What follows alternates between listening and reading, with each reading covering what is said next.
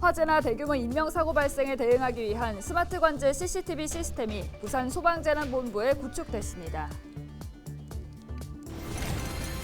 영도 무량장과 주택가 곳곳에 지역의 옛 이야기가 복원돼 투어 프로그램으로 개발됐습니다. 도시의 역사가 근대 역사 흔적 지도 위에서 되살아났습니다. 국토부의 도시재생 공모 사업에 영도구 신선동과 해운대구 반송 1동 등이 선정됐습니다. 앞으로 노후 불량 주택의 정비 사업 등이 추진됩니다. KBO 야구센터 공모 사업에 기장군이 최종 선정됐습니다. 기장군 야구 테마파크에 야구 클러스터가 구축될 예정입니다.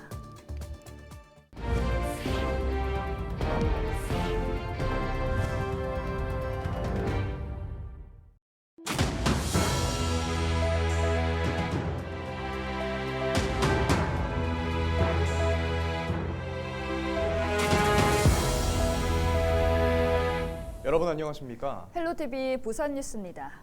화재나 대규모 인명사고 발생 우려가 높은 재난을 대비한 스마트 관제 CCTV 시스템이 부산에 구축됐습니다. 해당 시스템이 구축되면서 재난 발생 초기에 신속한 대응이 가능해졌는데요. 보도에 김한식 기자입니다. 소방 상황 시대에 화재 신고가 접수됩니다. 곧바로 출동 지령을 내린 뒤 재난 발생 지역 인근 CCTV 영상들을 불러냅니다. 그리고 재난 현장이 가장 잘 보이는 영상을 찾아냅니다. 아파트 재건축 공사 현장에 화재가 발생했거든요. CCTV 고정 좀 해주세요. 부산 소방재난본부에 도입된 스마트 CCTV 지휘관제 시스템입니다. 해당 시스템은 부산시와 각 구청에서 운영 중인 CCTV 2만 3천여 개의 영상 정보를 실시간으로 제공합니다. 이전 재난 발생 시 신고 전화와 현장에 출동한 소방관들의 보고를 통해 상황을 판단해 왔습니다. 하지만 관제 시스템이 도입되면서 재난 초기부터 지휘관들이 영상으로 현장 상황을 확인할 수 있게 됐습니다. 또 태블릿 PC와도 연동돼 이동 중에도 대응 지시를 내릴 수 있습니다. 이 때문에 재난 발생 초기 대응 단계 발령과 적절한 인력 투입이 가능해졌습니다. 또 대규모 인파가 몰리는 행사도 해당 시스템을 통해 상황 파악이 가능해졌는데 당장 주말에 열리는 불꽃 축제에도 적용됩니다. 지하철에서 내려서 광안리 해변 쪽으로 오는 통로라든 주요 길목에 인파가 어떻게 지금 구성이 되고 밀집되고 하는지 그런 사항들을 수시로 지금 확인을 하고 인파가 한 곳으로 몰린다든지 집중한다든지 했었을 때 미리 안전요원들이 배치되어 있는 안전요원들을 투입시켜가지고 분산할 수 있는 해당 시스템이 도입되면서 신고와 관제, 소방용수 정보는 물론 도로 상황까지 살펴볼 수 있어 최적의 출동 경로까지 찾을 수 있게 됐습니다. 헬로티비 뉴스 김한식입니다. 영도 무량장과 주택가 곳곳에 근대 역사의 흔적들이 남아있다는 사실 알고 계십니까? 언뜻 봐서는 알기 어렵고 잊혀질 뻔했던 지역의 역사의 옛 이야기가 복원돼 투어 프로그램으로 개발됐습니다. 안수민 기자가 소개합니다. 영도구 복례동 주택가입니다. 현대식으로 고쳐진 집들을 자세히 들여다보자 나무로 된 골조와 물결치는 형태의 기와가 남아 있습니다. 일제강점기 지어진 적산가옥의 흔적입니다.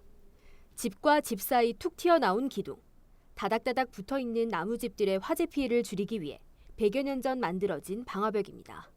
나무로 지었기 때문에 또 방도 다다미로 이렇게 돼 있고 그래서 모든 것이 불에 약하잖아요. 그래서 불이 이쪽으로 넘어가지 못하도록. 근데 이게 이 동네에 여기 있었다는 얘기는 이게 바로 100년이 넘었다는 그 골목길이다 하는 것을 증명할 수 있는 거죠. 또 다른 골목으로 들어가 보자 건물마다 바닥에 작은 동판이 설치돼 있습니다.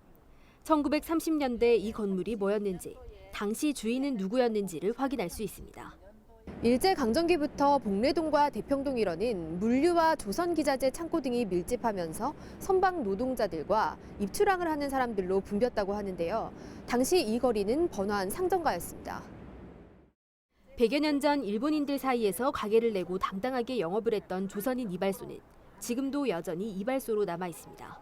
상공인 명부상에 나와 있는 것을 2017년도 지도하고 이렇게 비교를 해서 일본인들이 우리나라의 상권을 장악하고 있을 때 우리나라 사람들도 그 틈바구니에서 열심히 살아냈구나 하는 것을 우리가 볼 수 있어요. 영도군은 지난 2018년부터 근대 역사 흔적지도 프로젝트를 기획해 봉래동과 대평동 일원의 100년 옛길을 발굴했습니다. 과거 번성했던 산업과 상업시설들을 찾아 지도로 제작하고 각 장소들을 투어 코스로 개발했습니다. 사라져가는 지역의 역사를 보존하고 알리기 위한 시도, 최근에는 UN 헤비타트가 수여하는 아시아 도시경관상을 수상하는 등 국내를 넘어 주목받고 있습니다. 이번 수상의 의미로는 영도의 근대유산을 우리나라뿐만 아니라 아시아 전역으로 널리 알리고 많은 사람들이 관심을 가지는 계기가 될 것이라는 데 있다고 생각합니다. 앞으로 근대역사 흔적길을 새로운 개념의 도시 탐방 투어로 발전시키겠습니다. AR이나 VR 콘텐츠를 활용하여 사라진 근대 풍경의 흔적을 상상하며 즐길 수 있는 잊힐 뻔했던 도시의 역사, 또 그 안에 살았던 사람들의 이야기가 근대 역사 흔적지도 위에서 되살아나고 있습니다. 헬로티비 뉴스 안수민입니다. 국토부 2022년 도시재생 공모 사업에 부산의 3개 지역이 선정됐습니다. 부산시는 국토부 도시재생 공모 사업에서 수영구 망미 1동과 영도구 신선동, 해운대구 반송 1동이 선정돼 국비 230억 원을 지원받게 됐다고 밝혔습니다. 영도구 신선동에는 앞으로 4년간 국비 60억 원을 포함한 사업비 143억 6천만 원이 투입돼 노인 및 청년 주거공간 조성, 급경사제 보행환경 정비, 집수리 등 마을 생활환경 정비 사업이 진행될 예정입니다. 해운대구 반송 1동에는 국비 50억 원을 포함한 사업비 164억 5천만 원이 투입돼 노후 불량주택 정비와 골목 환경 개선, 주민활동 거점 공간 조성 사업이 추진됩니다. 한국야구위원회가 한국야구 발전을 위해 추진하는 KBO 야구센터 공모 사업에 기장군이 최종 선정됐습니다.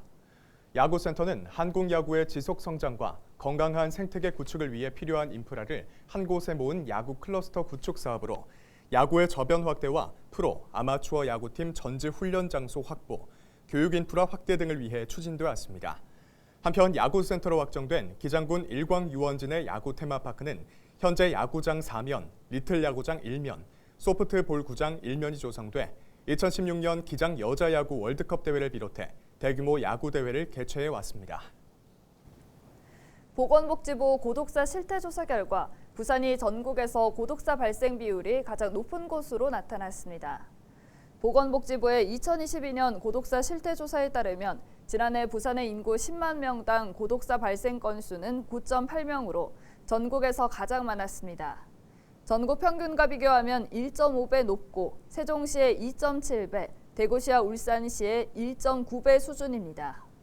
부산 다음으로는 대전이 8.8명으로 많았고 인천 8.5명, 충남 8.3명 순으로 뒤를 이었습니다.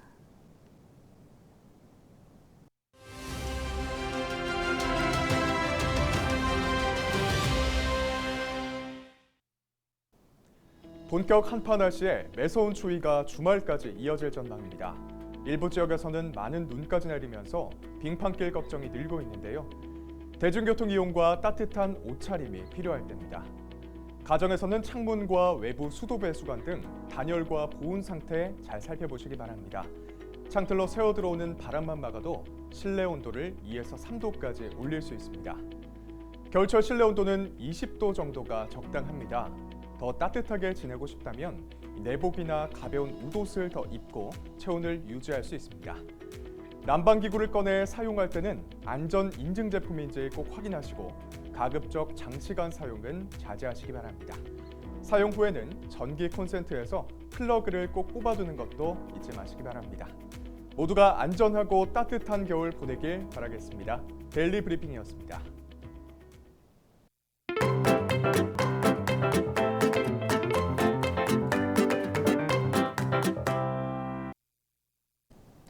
이태원 참사가 발생한 지 50일이 되어가고 있지만 충격과 슬픔은 여전히 가시지 않고 있습니다. 진상규명과 책임자 처벌이 늦어지면서 유족들의 고통은 계속되고 있고 발길이 끊긴 이태원 상가들은 생계 위협을 느낄 정도로 어려움을 겪고 있습니다. 적막과 슬픔만이 남아있는 이태원 거리를 다녀왔습니다. 기자가 간다 김호 기자입니다.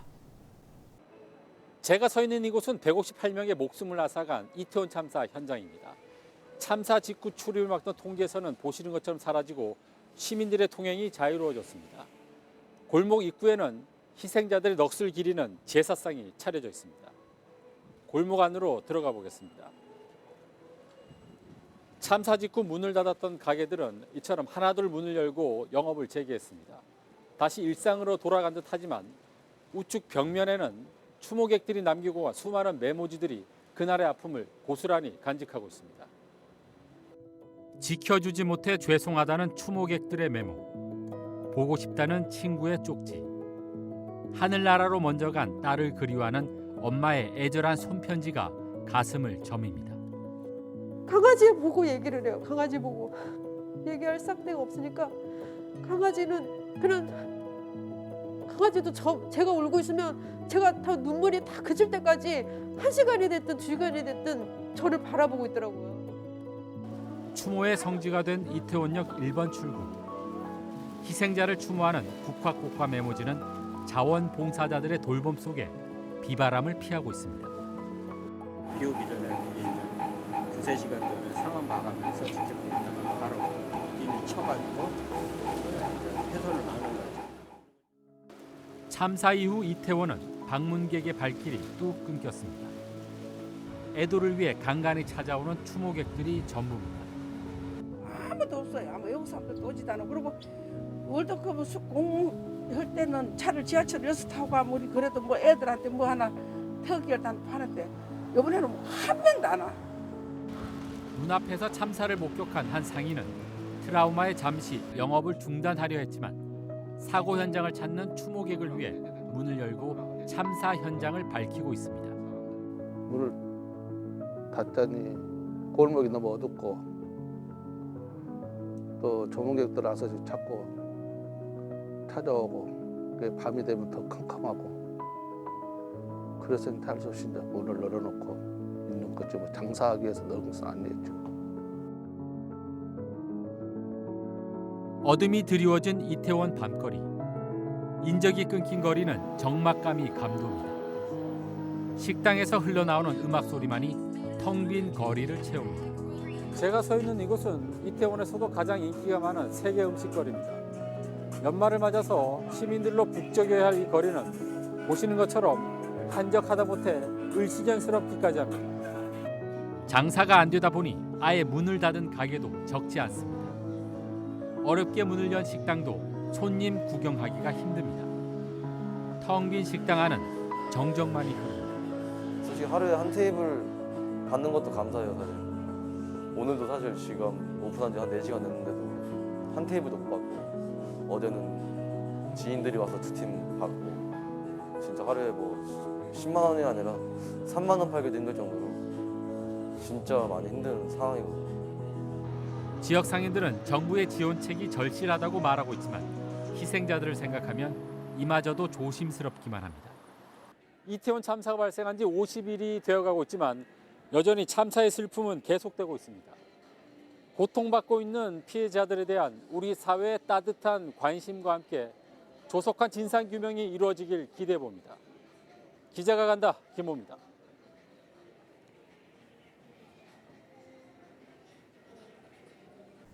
부산대학교가 부산 지역 거점대학의 수의과대학 설립의 필요성을 알리고 공감대를 형성하기 위해 부산대 수의과대학 설립 심포지엄을 열었습니다. 차정인 부산대 총장은 우리나라 반려동물 인구 증가와 함께 코로나19 이후 인수 공통 감염병 전문가인 수의사와 수의학이 의생명과학에서 차지하는 비중이 커지고 있다며 수의과대학 설립을 추진하고 있다고 밝혔습니다. 이 자리에서는 부산대학교 수의과대학 설립 과제를 논의하고 야생동물 매개질병에 대한 생태학 주제 발표와 함께 설립을 위한 패널 토의가 이어졌습니다. 15일 0시 기준 부산에서는 4,600여 명이 코로나19 확진 판정을 받았습니다. 지난 6일 이후 열흘 연속 4자릿수 확진자가 이어졌습니다. 위중증 환자는 25명으로 전담 치료병상 가동률은 50%입니다. 지난 14일 기자질환을 앓고 있던 80대와 70대 확진자 4명이 숨지며 전체 사망자는 2,619명으로 늘었습니다. 이상으로 뉴스를 마칩니다. 함께해 주신 여러분 고맙습니다.